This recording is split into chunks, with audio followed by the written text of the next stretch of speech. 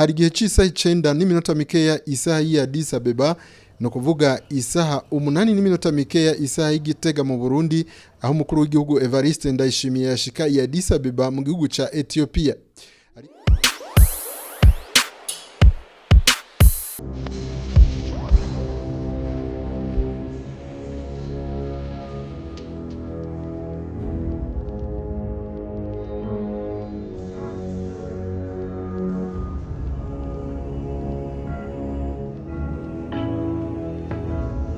Ari kumwe n'umutambukanyi wiwe Angeline Ndayishimiye, umukuru w'igihugu Evariste Ndayishimiye yakiriwe ku kibuga c'indege n'umushikiranganje wa Ethiopia ajejwe ubuhinga bwa none.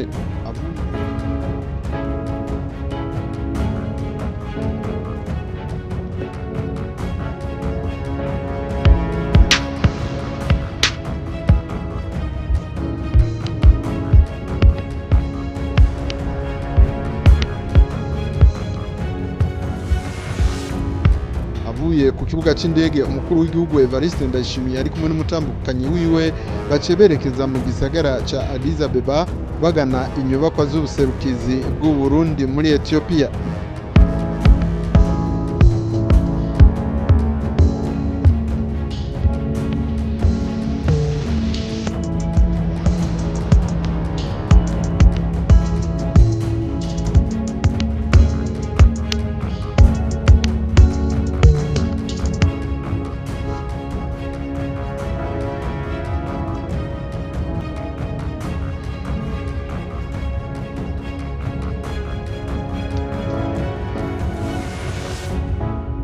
Mu gisagara ca Addis Abeba bagana ku buserukizi bw'u Burundi, ku mabarabara abanyagihugu bo muri Ethiopia baryohewe cyane, baza bararamutsa umukuru w'igihugu cy'u Burundi. Aho nyene ku mabarabara hagati mu gisagara hari n'ivyapa biriko amafoto y'abakuru b'ibihugu n'amaleta ya Afrika byashizweho mu ntumbero y'iguha ikaze abo bashitsi muri ico gihugu, eka kandi nk'ibimenyetso vyerekana urubanza rugiye kubera aho i Addis Abeba. Intumbero rero y'urwo rugendo, umukuru w'igihugu akaba yitavye inama isanzwe igira 39 y'abakuru b'ibihugu n'amaleta bigize umuryango wa Afrika, itegekanijwe kuwa 14 na 15 kuno kwezi. Akaba ari no muri iyo nama umukuru w'igihugu azohabwa icese uburongozi bw'uwo muryango wa Afrika, asubiriye umukuru w'igihugu ca Angola Lorenzo yaratwaye iryo shirahamwe ikiringo c'umwaka.